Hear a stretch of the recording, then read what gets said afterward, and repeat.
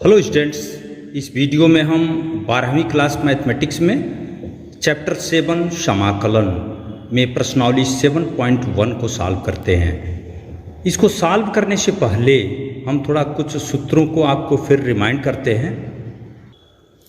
इन सब सूत्रों को आप पिछले वीडियो में देख चुके हैं और हमको लगता है आप सब समझ भी गए होंगे। ये सब सूत्र अपने सामने रखिए, नहीं है तो एक बार इसको नोट कर लेंगे आप। देखिए, ये सब सूत्र आपको बताया गया था कि इंटीग्रेशन का फार्मूला x⁴n का सूत्र है x⁴n+1/n+1, लेकिन इसमें कंडीशन ये था n इज नॉट इक्वल -1। ऐसे cos x का इंटीग्रेशन sin x का integration -cos x, sec square का कोसेक स्क्वायर का, इस तरह से इन सभी सूत्रों को आप यहाँ ध्यान से देख लें एक बार, और इसको और नोट नहीं किए हैं इसको नोट भी कर लेंगे। प्रति अवकलज की सहायता से हम यहाँ अवकलन से तुलना भी किए थे। जैसे किसी का भी tan इनवर्स x का डिफरेंशियल ये है तो इसका इंटीग्रल ये होगा, तो वैसे सूत्र को यहाँ तुलना करके यहाँ समझाया गया है। तो इन सभी सूत्रों को आप सबसे पहले पन्ने पर नोट करेंगे, उसके बाद ही हम एक्सरसाइज 7.1 को सॉल्व करते हैं। तो आइए अब हम प्रश्नावली 7.1 को सॉल्व करते हैं। यह प्रश्नावली 7.1 आपके NCERT किताब, हिंदी मीडियम NCERT किताब से लिया गया है। तो आइए क्वेश्चन नंबर 1 को सॉल्व करते हैं। पहला सवाल क्वेश्चन नंबर 1, 2, 3, 4 4 सवाल ऐसे दिए गए हैं। इसमें कह रहा है कि इसका प्रति अवकलज या समाकलन, वही प्रति अवकलज या समाकलन एक ही बात है। प्रति अवकलज ज्ञात करना है, लेकिन निरीक्षण विधि द्वारा ज्ञात करना है। अभी हम इन सूत्रों का प्रयोग नहीं करेंगे। तो प्रति अवकलज में डिफिनीशन क्या बताया गया था, इसका प्रति अवकलज ज्ञात करना है। तो हम ये सबसे पहले ज्ञात कर लें कि किस फलन का डिफरेंशियल sin 2x है। आप ध्यान देंगे, ddx cos 2x क्या होता है, पहले आप बताइए इसको। -2 sin 2x, ये 5वां चैप्टर अवकलज में आप ये बात समझ सकते हैं। तो हम ये देखना चाहते हैं किस फलन का डिफरेंशियल sin 2x होगा। इस 2 को इधर पक्षांतर कर दें, -2 को, तो आप लिख सकते हैं ddx -1/2 cos 2x equal sin 2x। इसमें कोई प्रॉब्लम? तो इसका मतलब इस फलन का डिफरेंशियल sin 2x है, तो फिर sin 2x का प्रति अवकलज क्या होगा, -1/2 cos 2x, या इंटीग्रल इतना होगा। अतः वही बात लिख लेंगे कि sin 2x का प्रति अवकलज -1/2 cos 2x होगा। यही आपको निरीक्षण विधि से बताना है। अभी 4 सवाल के बाद 5 सवाल के बाद से हम लोग सूत्र का प्रयोग करेंगे। तो 5 तक ऐसे सोचकर ये बताना होगा कि किसका डिफरेंशियल ये दिया गया फंक्शन है, तो उसका ये इंटीग्रल होगा। ठीक इसी प्रकार cos 3x का प्रति अवकलज ज्ञात करना है, इंटीग्रल निरीक्षण विधि से ही। तो हम पहले ये खोजें कि किसका डिफरेंशियल cos 3x होगा। तो इतना तो अंदाज मिल ही रहा है कि sin 3x का हम डिफरेंशियल करेंगे तभी cos 3x आएगा उसमें, लेकिन इसके साथ कोई कांस्टेंट भी आ रहा है। जैसे sin 3x है तो 3 cos 3x आएगा। अब ये डिफरेंशियल में हमको बहुत ज़्यादा नहीं समझाना है। तो यहाँ cos 3x, इसको आप ये लिख सकते हैं कि ddx 1/3 sin 3x equal cos 3x। तो इसका मतलब क्या हो गया कि 1/3 sin 3x का डिफरेंशियल cos 3x है, अतः cos 3x का इंटीग्रल क्या होगा, 1/3 sin 3x होगा। तो वही लिख लेंगे। अतः cos 3x का प्रति अवकलज मीन्स इंटीग्रल 1/3 sin 3x होगा। इसमें उत्तर जांच करना बहुत ही आसान है, ध्यान दीजिए। इसका आप ddx निकाल लें cos 3x आना चाहिए। इसका d dx करके देखिए, इतना आएगा, आपका आंसर सही है। ऐसे क्वेश्चन नंबर 3, e पर पावर 2x का प्रति अवकलज ज्ञात करना है। तो अब आप खोजिए, तो e पर x का डिफरेंशियल तो e पर x ही होता है। तो यहाँ अगर डिफरेंशियल हम करें कि d dx e पर पावर 2x, तो क्या होगा 2 टाइम्स e पर पावर 2x। तो इस 2 को अगर पक्षांतर कर दें इधर, तो d dx 1/2 e पर पावर 2x, इसका डिफरेंशियल क्या होगा e पर पावर 2x। अतः क्या मिला, e पर पावर 2x का प्रति अवकलज, e पर पावर 2x का प्रति अवकलज क्या होगा 1/2 e पर पावर 2x होगा। तो इस तरह क्वेश्चन नंबर 3, ऐसे 4 भी लगा सकते हैं। अब ax प्लस बी का होल स्क्वायर, इसका प्रति अवकलज ज्ञात करना है। तो ये बहुपद है, तो आपको पहले से पता है कि बहुपद का जब हम डिफरेंशियल करते हैं तो उसका घात घटता है। इसका मतलब हम डिफरेंशियल इसका करें d dx ax plus B का होल क्यूब, तभी इसके डिफरेंशियल में स्क्वायर आएगा। तो इसका डिफरेंशियल क्या होगा 3 टाइम्स ax प्लस बी का whole square into ax plus B का डिफरेंशियल क्या होगा a होगा। तो फिर यहाँ ax प्लस बी का होल स्क्वायर केवल इतना ही चाहिए आपको। ये किसका डिफरेंशियल है, तो 3a को इधर पक्षांतर कर दो, इसके साथ d dx 1/3a ax plus B का होल क्यूब। तो ये जो फंक्शन मिल रहा है आपका, इसका अवकलज ax प्लस बी का होल स्क्वायर है। तो फिर ax प्लस बी के होल स्क्वायर का प्रति अवकलज क्या होगा, ये होगा। अतः आप यहाँ लास्ट में लिख लेंगे, अतः ax प्लस बी का होल स्क्वायर का प्रति अवकलज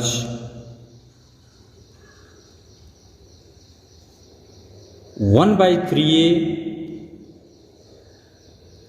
ax प्लस बी का होल क्यूब। ये चौथे का उत्तर हो गया।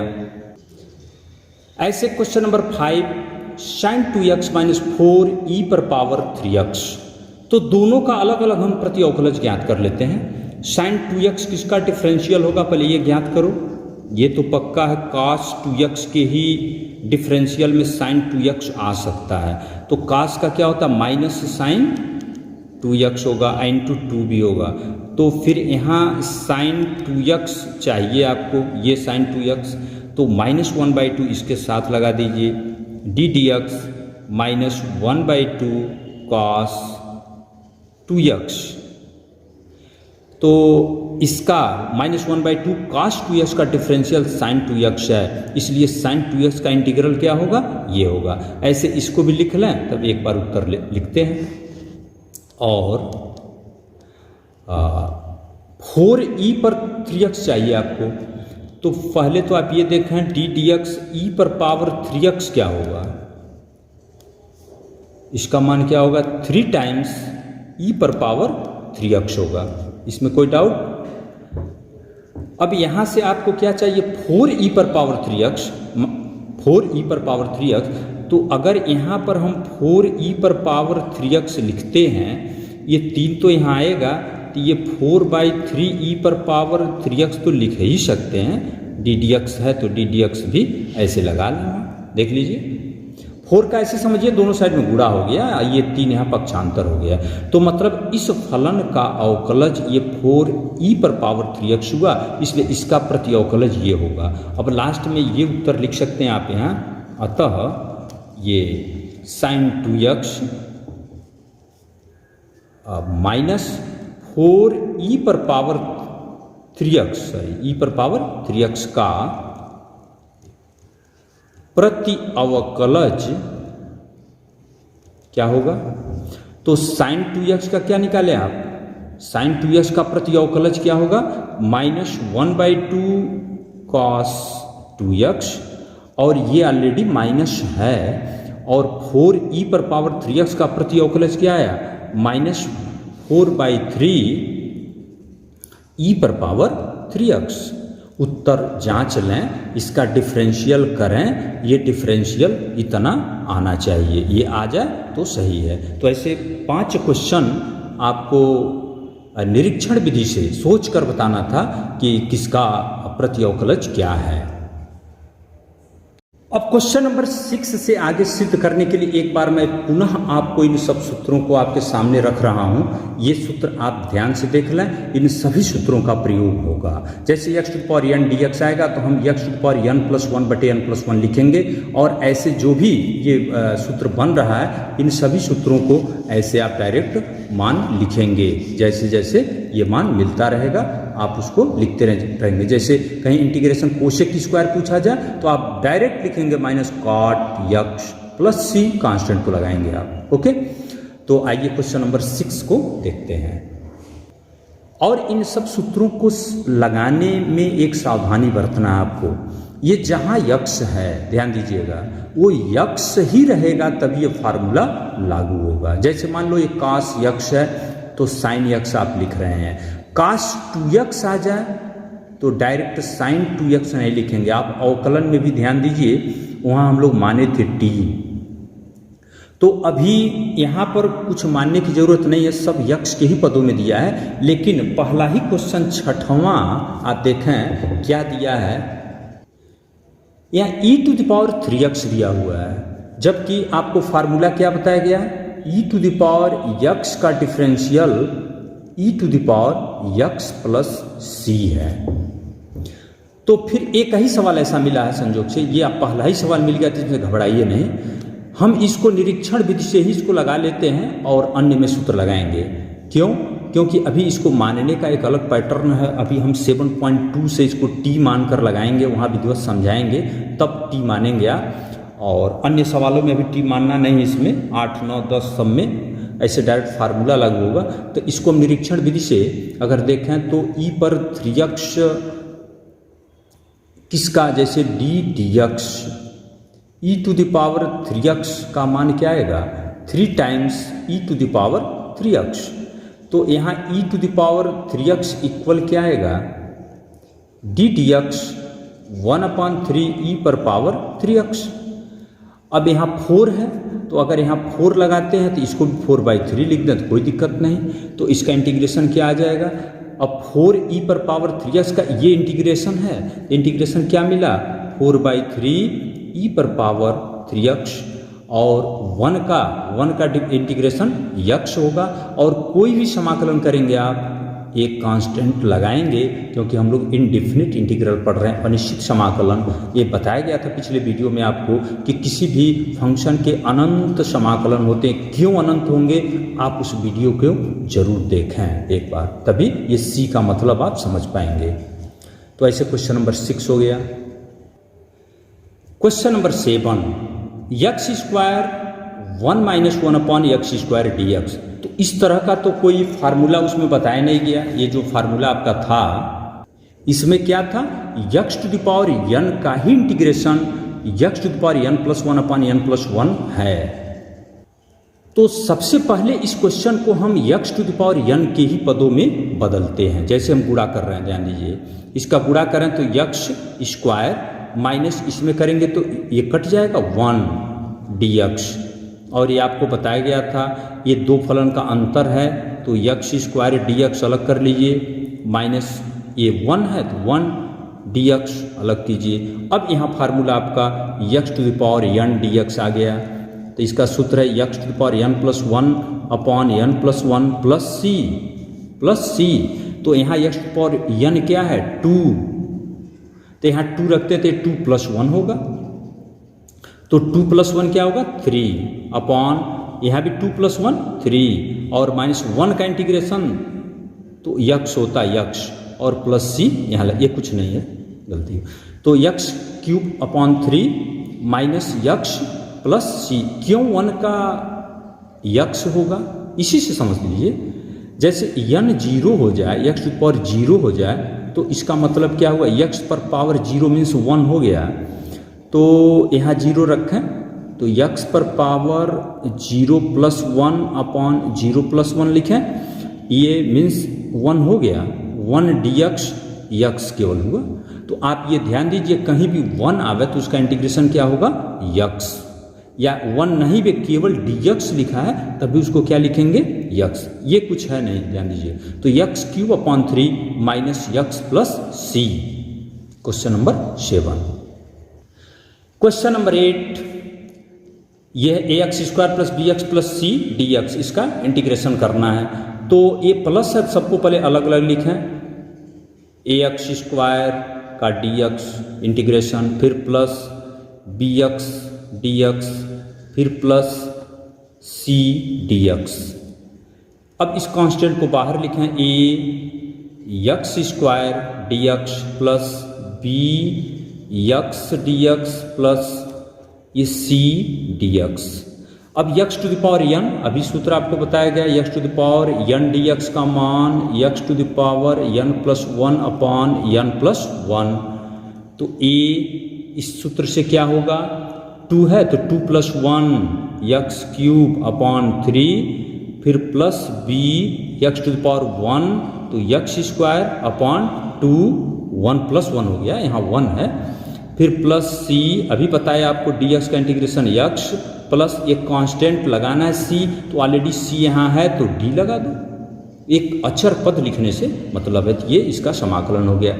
ये आंसर हमारा सही या गलत, इसका डी डी एक्स करो तुरंत इतना आ जाना चाहिए। इस पूरे क्वेश्चन का डिफरेंशियल करके देखें, ये आना है।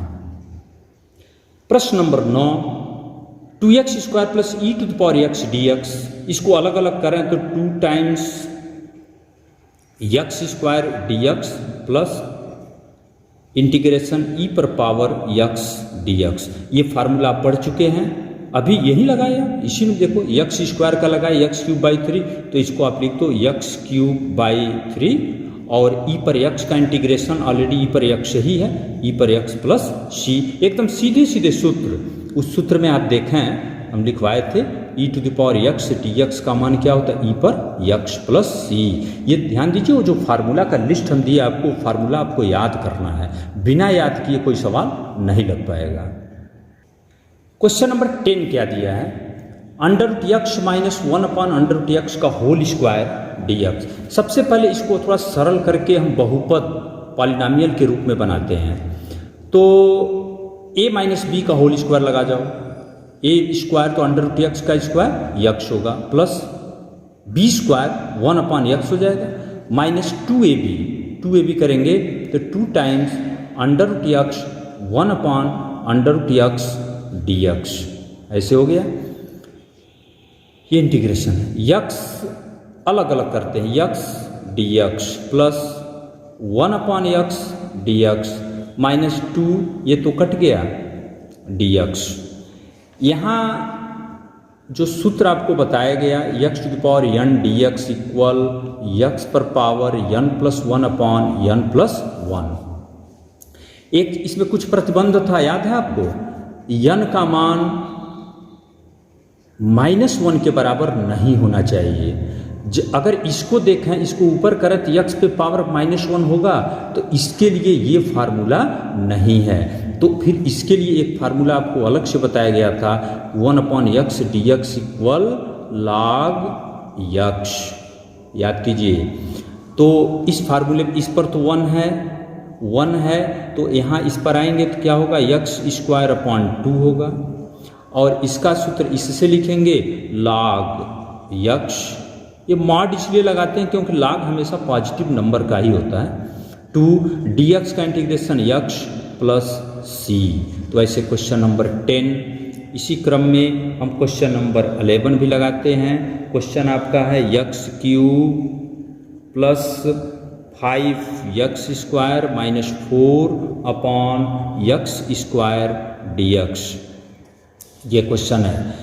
तो इसको पहले सरल कीजिए, ये यक्स स्क्वायर सबके बटे अलग अलग लिख सकते हो, x cube upon x square plus 5 x square upon x square minus 4 upon x square D x, ऐसे लिख सकते हैं। फिर इंटीग्रेशन, इसको सॉल्व करें तो ये यक्स होगा डी एक्स, इसको अलग ही लिखें, प्लस 5 ये कट गया डी एक्स माइनस 4 इसको ऊपर भेज दें, x पर पावर -2 dx केवल -1 के लिए प्रतिबंधित है, अन्य कोई भी मान है तो फार्मूला लगेगा। इसका मान क्या होगा, x पे पावर 1 है तो सूत्र क्या है आपका, अभी यही लिखे थे n+1/n+1, तो ये मान हो गया 1 + 1 मीन्स 2/2 अब प्लस 5x माइनस यहाँ क्या होगा 4, पूरा मान लिखते हैं इसका, x पर n+1 तो -2 + 1/-2 + 1,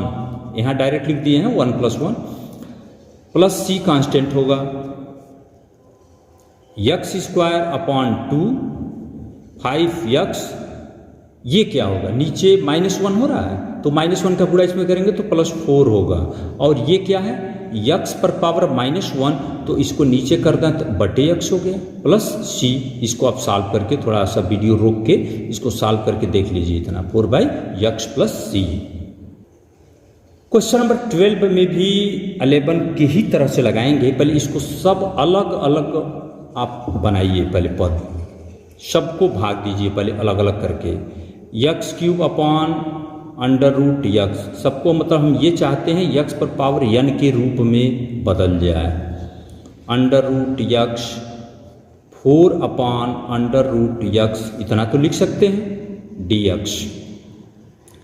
इसको अगर हम सरल करते हैं, इसको आप थोड़ा देखें, ये अंडर का मतलब क्या होता है 1/2 पावर, 1/2 ऊपर जाएगा तो ये 3 में से ही तो 1/2 घटेगा, तो घटाइए, ये 3 - 1/2 3 दूनी 6, 6 में से 1 जा, ये क्या आएगा 5/2 आएगा, तो इसको यहाँ रख लें, x⁴ क्या आ गया 5/2 dx, अलग कर लें, फिर प्लस ऐसे इसको 3 x पर 1 है और 1/2 जाएगा ऊपर तो x पर फिर 1/2 होगा, 1 - 1/2 dx प्लस 4 इसको ऊपर भेजते हैं तो x पर 1/2 dx होगा। अब सब x⁴ n के रूप में आ चुका, तो x पर पावर n बनाते हैं, तो अब लिखिए आप यहाँ से x पर पावर ये हो गया 5/2 + 1/5/2 + 1, फिर प्लस 3 x पर 1/2 धन 1 1/2 धन 1 ऐसे, ये सारी ये तो -1/2 होगा ना, या अंडर था -1/2 होगा, फिर प्लस 4x पर पावर क्या आएगा -1/2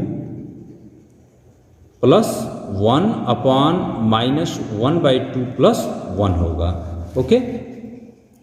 फिर यहाँ से इसका मान क्या आएगा, ये क्या होगा 2 × 2 5 7, 7/2 तो 2/7 यहाँ लिख सकते हैं क्योंकि ये ऊपर जाएगा, और x पर 7/2, फिर प्लस ऐसे ही 2 × 2 1 3, 3/2 तो 2 ऊपर जाएगा 3 नीचे आएगा तो केवल 2 होगा, 3 से 3 कट गया, इसको आप सरल कर लें, x पर पावर 3/2, और ये क्या होगा प्लस ये 1/2 आएगा तो 2 ऊपर जाएगा तो 2 × 8, x पर 1/2 प्लस c, तो ये आंसर हो गया, इसको यहीं छोड़ देंगे। नंबर 13 ये सवाल है, इसको आपको पहले सूत्र के रूप में तो बनाना ही पड़ेगा, इसको सरल करते हैं हम, ध्यान दीजिए, अभी कोई फार्मूला में सेट हो रहा है क्या, नहीं, तो इसको सरल करें फैक्टर करके या फिर जैसे भी, इसमें x² कॉमन है, आप x² कॉमन लें तो क्या आएगा x - 1, फिर इसमें क्या कॉमन है, कुछ नहीं तो 1 कॉमन लीजिए, x - 1/x - 1 dx, फिर यहाँ x - 1 कॉमन दिख रहा है तो x - 1 कॉमन लेते हैं तो x² + 1/x - 1 dx, फिर इससे ये कट गया। अब देखिए एकदम आसान क्वेश्चन हो गया, इसको आप अलग अलग इंटीग्रेशन कर लें, x² dx प्लस 1 dx, तो केवल dx से ही लिख सकते हैं, इसका इंटीग्रेशन x³ 3 x⁴n से लग रहा है प्लस x प्लस c। अभी जितने सवाल मिले लगभग सब x⁴n वाले फार्मूले में सेट हो रहे हैं, तो ऐसे 13 ऐसे कंप्लीट हो गया। इसी प्रकार क्वेश्चन नंबर 14 भी आप लगा सकते हैं, इसको सब x⁴n के रूप में चेंज कीजिए, इसका गुणा करो x में तो ये तो अंडर रूट यक्स होगा, अंडर रूट यक्स का गुणा 1 में होगा, फिर minus x under root x dx, इस तरह से लिख सकते हैं। ये इंटीग्रेशन है।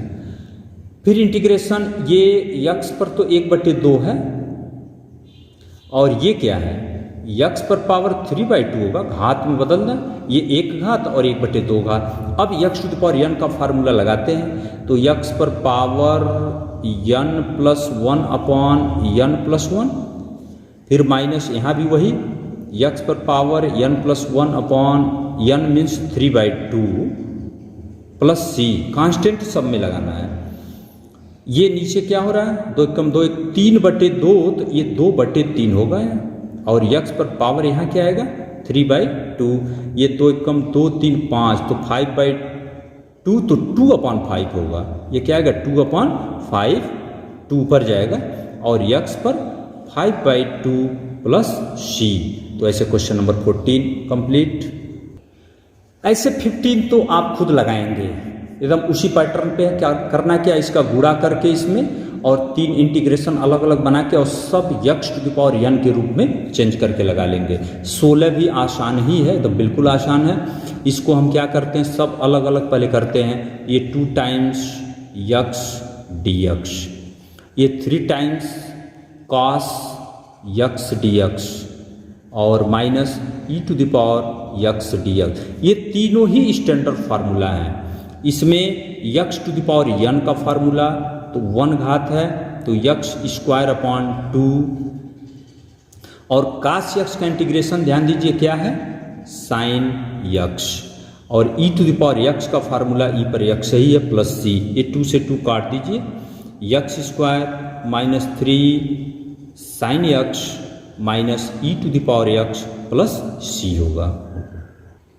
ठीक इसी प्रकार क्वेश्चन नंबर 17 एकदम बिल्कुल वैसे ही है, अलग अलग सेट कर लीजिए। 2 times x square dx, 3 times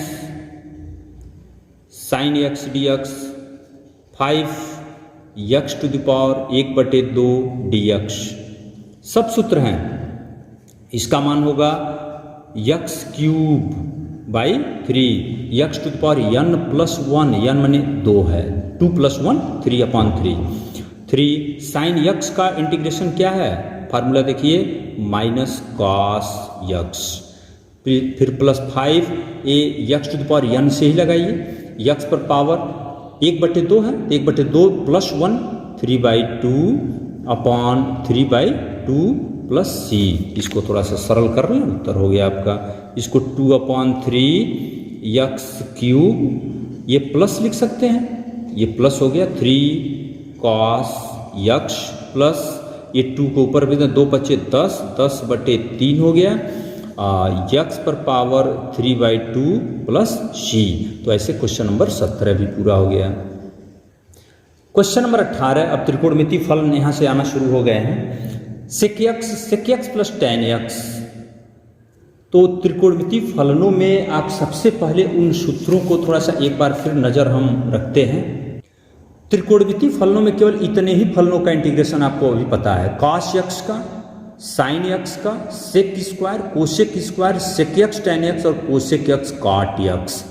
ये फार्मूला डायरेक्ट लिखेंगे आप। तो जो सवाल दिया है उसको हम इनमें से किसी रूप में बदलते हैं। तो अगर इसको हम गुणा करें, इसका गुणा हम कर रहे हैं, तो क्या आएगा सेक स्क्वायर यक्स, ये आएगा आपका सेक स्क्वायर यक्स। आप चाहो तो dx करके अलग इंटीग्रेशन भी कर लो। सेक यक्स tan यक्स, ओके, सेक यक्स tan यक्स dx। अब तो ये स्टैंडर्ड रूप हो गया। उस फार्मूले वाली लिस्ट में सेक स्क्वायर यक्स का इंटीग्रेशन क्या था, tan यक्स। अगर भूल जाते हैं तो आप वह फलन यहाँ ढूंढें जिसका डिफरेंशियल सेक स्क्वायर होता है। tan यक्स का ही तो डिफरेंशियल सेक स्क्वायर है। फिर plus sec x tan x का इंटीग्रेशन सेक यक्स और प्लस c कांस्टेंट लगेगा। तो ऐसे 18 नंबर ऐसे हो गया। Question number 19, sec square x बटे कोसेक स्क्वायर एक्स, ये ध्यान दीजिएगा भागफल के रूप में है। इसको ऐसा नहीं कि यहाँ बराबर लिख लें सेक स्क्वायर एक्स, जैसे मान लो आप लिख लेते हैं यहाँ इंटीग्रेशन सेक स्क्वायर एक्स बटे इंटीग्रेशन यहाँ से कोसेक स्क्वायर एक्स, ये भूल कर भी मत लिखेंगे, ऐसा नहीं होता है। केवल प्लस है, योग और अंतर में ही ये प्रसारित हो पाता है, तो फिर ऐसा नहीं हो सकता। इसको हम त्रिकोणमिति से ही सॉल्व करते हैं। सेक स्क्वायर को 1/cos स्क्वायर एक्स लिख सकते हैं, कोसेक को 1/sin लिखेंगे तो ऊपर चला जाएगा sin स्क्वायर एक्स हो गया। ये sin स्क्वायर एक्स बटे cos स्क्वायर एक्स क्या है, tan स्क्वायर एक्स हो गया। तो अभी फिलहाल हमारे पास tan स्क्वायर का तो फार्मूला नहीं है, ये सेक स्क्वायर एक्स का सूत्र है, कितना है tan एक्स, तो इसको हम सेक में ही त्रिकोणमिति से बदल देते हैं। tan स्क्वायर को ये हाई स्कूल स्तर से सेक स्क्वायर एक्स -1 लिख सकते हैं। अब सेक स्क्वायर का इंटीग्रेशन यहाँ से क्या होगा, tan एक्स 1 का x प्लस कांस्टेंट c, तो इसका इंटीग्रेशन ये होगा tan x minus x plus c। ये क्वेश्चन नंबर 20 क्या होगा, इसको पहले मानक रूप में लाइए, इसको भी हम लिख रहे हैं ऐसे 2/cos square x -3 sin x upon cos square x dx। अगर इसको अलग लिखते हैं तो ये ऊपर जाएगा तो सेक स्क्वायर एक्स होगा, सेक स्क्वायर एक्स dx अलग ही कर लो, -3 टाइम्स ये साइन बटे 1 कास लेते हैं तो tan होगा, और 1 कास ऊपर जाएगा तो क्या होगा sec x into tan x dx। ये दोनों स्टैंडर्ड फार्मूला है। सेक स्क्वायर का क्या होता है tan एक्स, और सेक एक्स tan एक्स का होता है सेक एक्स प्लस c। तो अभी इस प्रश्नावली में वही सवाल दिए गए हैं, जिसको थोड़ा सा हम चेंज करें तो ऑटोमेटिक एकदम मानक रूप वाले फार्मूला में आ जा रहे हैं, तो आप सीधे सूत्र लगा रहे हैं। क्वेश्चन नंबर 21 में ऐसे दिया √x प्लस 1/√x का प्रति अवकलज ज्ञात कीजिए। प्रति अवकलज मीन्स इंटीग्रेशन ही ज्ञात करना है, यानी सवाल यही है, इसको ऐसे ही लिखते हैं √x प्लस 1/√x dx, इसी का मान बताना है आपको। तो जैसे लगा रहे हैं लगाइए, अलग अलग कर लेते हैं। x पर 1/2 dx हो गया, और फिर प्लस कर लो x पर, ये ऊपर जाएगा तो -1/2 dx हो गया। अब x⁴n के हिसाब से फार्मूला लगाइए, x पर n + 1 तो 1/2 + 1 लिखेंगे तो 3/2 होगा, अपॉन यहाँ भी 3/2 होगा। फिर यहाँ पर x पर -1/2 + 1 करेंगे तो 1/2 होगा, यहाँ भी 1/2 होगा, प्लस c कांस्टेंट तो लगाएंगे ही, ये 2 पर जाएगा 2/3 x पर पावर 3/2 प्लस 2 टाइम्स x पर पावर ½ प्लस c।